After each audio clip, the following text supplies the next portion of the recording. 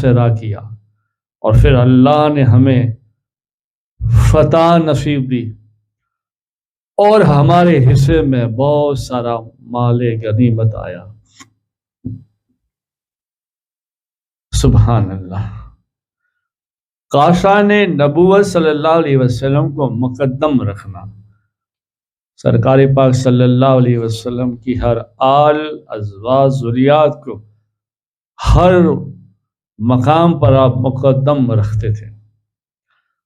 حضرت محمد بن سلام رضی اللہ تعالیٰ عنہ سے مروی ہے، حضرت سیدنا فاروق اعظم رضی اللہ تعالیٰ عنہ کے پاس یمن سے 2 چادریں آئی۔ لوگوں نے وہ چادریں آپ رضی اللہ تعالیٰ عنہ کو پہنا دی۔ آپ وہ چادریں پہن کر ممبر رسول پر جلوہ فروز ہوئے، ممبر رسول پر بیٹھے اور لوگ آپ کی خدمت میں حاضر تھے۔ اسی دوران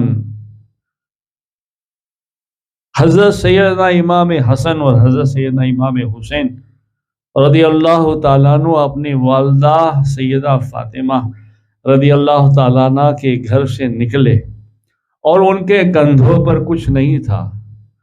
آپ رضی اللہ تعالیٰ عنہ ممبر رسول پر ہی رونے لگے، آنسو بہنا شروع ہو گیا،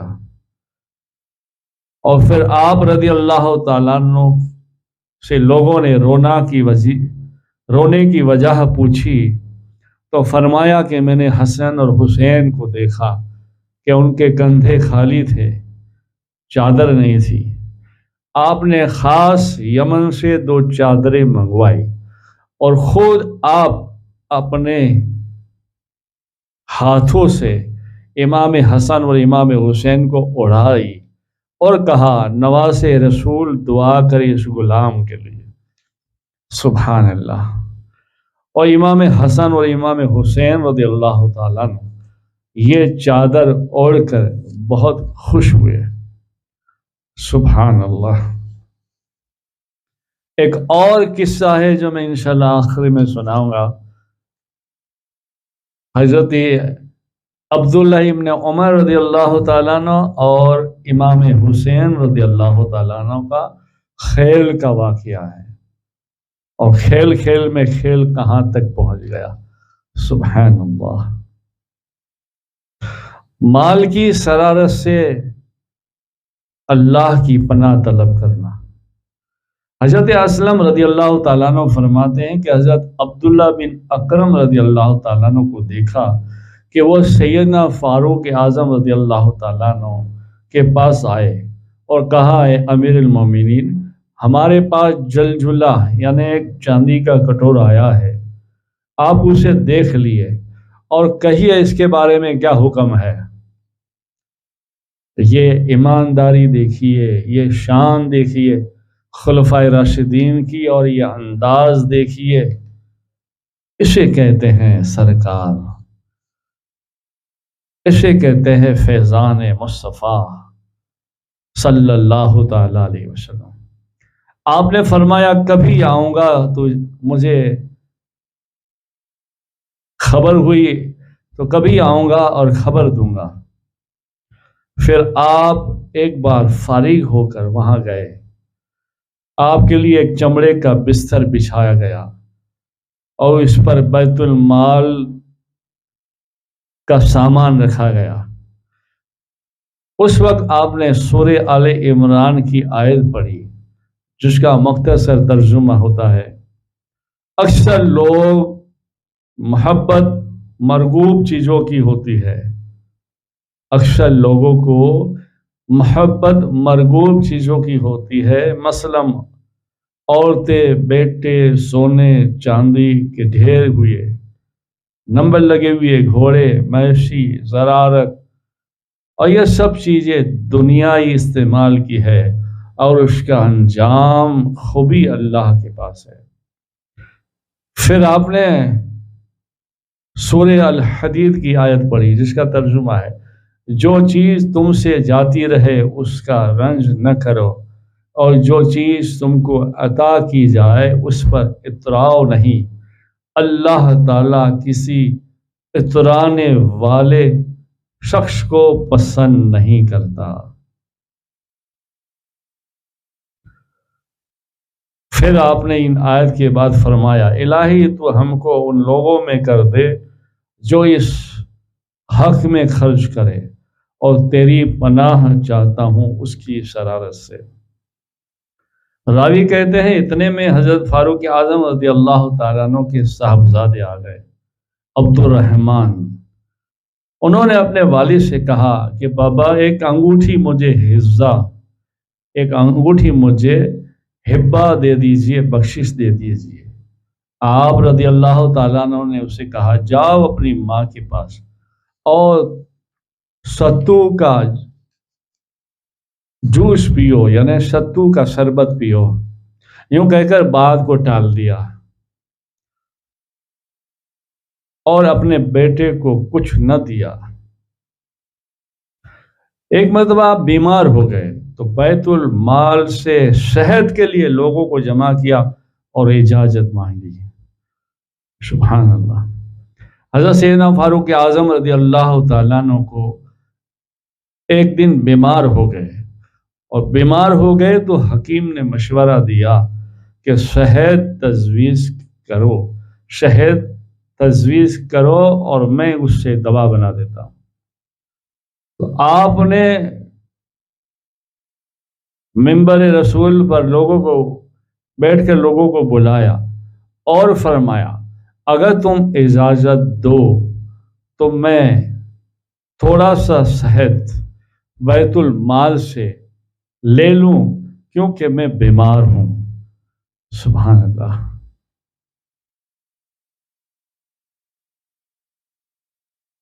سبحان اللہ۔ حضرت سعید رضی اللہ تعالیٰ عنہ سے روایت ہے کہ حضرت فاروق اعظم رضی اللہ تعالیٰ عنہ نے حضرت عبداللہ سے فرمایا مسلمانوں کے بیت المال کو ہر مہینے میں ایک مرتبہ تقسیم کر دیا کرو، سب لوگوں کو بلا کے سب کو دے دیا کرو۔ پھر کچھ دن کے بعد کہا کہ بیت المال کو ہر جمعہ کے دن تقسیم کیا کرو۔ پھر کچھ عرصہ گزرا تو پھر آپ نے حضرت سعید رضی اللہ تعالیٰ عنہ سے کہا ایسا کرو بیت المال میں جو مال ہے بیت المال کو ہر دن میں خرچ کیا کرو۔ کچھ صاحبان نے آپ کو مشورہ دیا کہ کچھ مال بیت ال میں رکھو، بیت المال کو روز خرچ نہ کرو، کیوں کبھی ضرورت کے وقت کسی کو کام آ سکے۔ تو آپ نے فرمایا نہیں، میں وہی کروں گا جس کا مجھے اللہ کے رسول کا حکم ہے اور جو میرے پہلے لوگ کر گئے، یعنی مجھ سے پہلے سیدنا ابوبکر صدیق رضی اللہ تعالیٰ عنہ نے اس پہ عمل کیا، رسول اللہ صلی اللہ علیہ وسلم نے عمل کیا اور اللہ پر توکل کیا۔ اس لیے میں حضور نبی کریم صلی اللہ علیہ وسلم کی اطاعت کروں گا۔ سبحان اللہ۔ تو ایسے عمل، تقوی، پرہیزگاری تھی تو اللہ پھر ایسے نوازتا بھی تھا، ایسی نگاہیں بھی دی تھی، ایسا قرب بھی دیا تھا، ایسا جلوہ بھی تھا، ایسے نام سے شیطان کانپ جاتا تھا، راستہ بدل دیتا تھا، آگ ٹھنڈی ہو جاتی تھی، نیل کا پانی جاری ہو جاتا تھا۔ سبحان اللہ۔ جیسے ایک مرتبہ حضرت سیدنا فاروق اعظم رضی اللہ تعالیٰ عنہ کے دور خلافت میں ایک پہاڑ کے غار سے آگ نمودار ہو گئی، یعنی آگ شروع ہو گئی اور آگ بہت بڑی تیز ہونے لگی، جس کو دیکھتے دیکھتے آس پاس کی ساری چیزیں بھی جلنے لگی۔ آپ رضی اللہ تعالیٰ عنہ کو جب پتہ چلا تو آپ نے حضرت تمیم داری رضی اللہ تعالیٰ عنہ کو اپنی کندھے پر رکھی ہوئی چادر دے کر فرمایا تم یہ میری چادر لے جاؤ اور اس آگ کو دکھانا، کچھ بولنا نہیں۔ سبحان اللہ۔ حضرت تمیم داری رضی اللہ تعالیٰ عنہ فرماتے ہیں کہ وہ چادر لے کر میں گیا اور آگ کو ایسے دکھائی تو آگ فوراً پھیلنا بند ہو گئی اور تھوڑی دیر کے بعد بجھ گئی۔ سبحان اللہ۔ آپ کے کندھے پہ رکھی ہوئی چادر کی برکت دیکھیے، سبحان اللہ، اور آپ کی شان، قربیت، روحانیت۔ آپ میں اس بات کو اس طرح سے کہیں گے، آپ کی نظر جیسے نگاہ آپ کی دیکھیے۔ حضرت ساریہ رضی اللہ تعالیٰ عنہ کو آپ نے خبردار کیا۔ اس وقت تو کوئی ایسا نیٹ نہیں تھا، مگر ہاں اوریجنل نیٹ مصطفیٰ جان رحمت کا تھا، وہ تھا قرب الہی اور عشق رسول کا۔ حضرت سیدنا فاروق اعظم رضی اللہ تعالیٰ عنہ دور خلافت میں لشکر نواہمند پر حملہ ہوا۔ اس لشکر کے سپہ سالار حضرت ساریہ رضی اللہ تعالیٰ عنہ تھے۔ حضرت ساریہ رضی اللہ تعالیٰ عنہ نہاوہ میں دشمن فوج سے لڑائی میں مشروف تھے۔ اس دوران آپ رضی اللہ تعالیٰ عنہ کی آواز حضرت ساریہ نے سنا، اور آپ رضی اللہ تعالیٰ عنہ اس وقت مدینہ منورہ میں خطبہ دے رہے تھے۔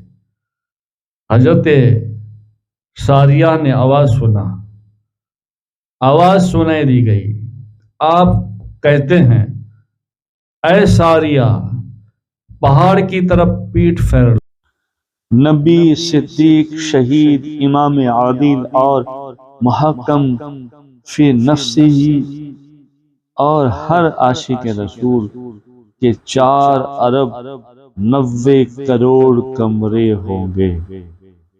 محل حضرت ابراہیم علیہ السلام کا، محل حضرت عمر فاروق رضی اللہ تعالیٰ عنہ کا، 1 ارب حورین والا محل۔ محل کی مٹی اور پہاڑ کیسے ہوں گے؟ 2 کروڑ 40 لاکھ 10,000 حور والا محل کیسا ہوگا؟ کس کا ہوگا؟ ادنا جنتی کے 1000 محل ہوں گے۔ ادنا جنتی کا 1 محل ہوگا۔ ادنا جنتی کے 1000 محل حورے اور خدام بھی ہوں گے، اور ادنا مومن کا بھی محل ہوگا۔